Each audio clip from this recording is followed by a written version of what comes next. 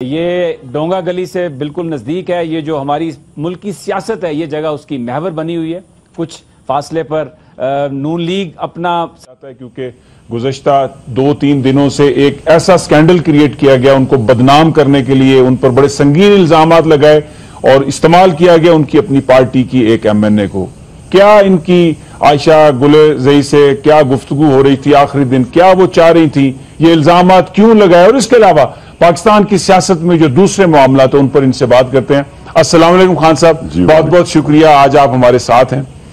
جو میں گفتگو جیسے میں نے عرض کیا, سب سے پہلے جو ایک یہ معاملہ ہوا عائشہ آپ کی جو MNA تھی وہ جو گلزئی, یہ بیان فرمائیے کہ آخری وقت انہوں نے ایک دن پہلے آپ کے ساتھ تھیں, وہ کیا آپ کی ان کے ساتھ گفتگو ہوئی, کون سا آپ سمجھتے ہیں کوئی معاملہ تھا وہ جس پہ بریکنگ پوائنٹ آیا, یا اس کے پیچھے بہت کوئی پیسہ چلا, what do you say؟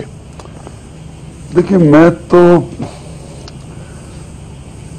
باقیوں کی طرح اتنا ہی حیران تھا جب یہ سب کچھ عائشہ نے اگلے دن باتیں, کیونکہ وہ شام کو آئی ہوئی تھی ڈیلیگیشن لے کے, NA1 کی بات کر رہی تھی, وہاں NA1 کی ڈیلیگیشن تھی, وہ ٹکٹ چاہتی تھی, پھر وہ چاہتی تھی کہ وہ میں ان کو تقریر کرنا دیتا, وہاں کمپلین کیا کہ مراد سعید کو تقریر کرنے دیا, ان کو نہیں دیا. اور پھر مجھے تھوڑا یہ بھی تھا کہ میں ان کو یہ کہہ رہا تھا کہ انہوں نے جو اسمبلی میں ان کی پرفارمنس ہے, ریزروڈ سیٹ پہ ہم نے ان کو ٹکٹ دیا ہوا تھا, تو ان کو زیادہ بڑا زبردست موقع تھا.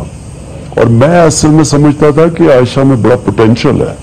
شروع میں انہوں نے بڑی اچھی پرفارمنس دی, شروع میں بم دھماکے ہوتے تھے پشاور میں, KP میں, یہ پہنچ جاتی تھی یا وہاں کھڑی ہوتی تھی, اور میں سمجھتا تھا کہ ان میں بڑی پوٹینشل ہے, اور انکریج بھی کرتا تھا ان کو. تو یہ کیا ہوا ایک دم شام کو اور اگلے دن؟ پوٹینشل ہے تو خان صاحب انہوں نے یہ کام کیا.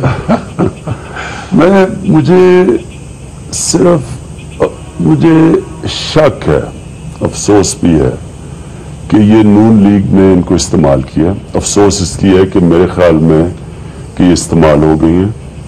نون لیگ نے یہ پہلی دفعہ نہیں کیا, ان کی یہ پرانی طریقہ ہے.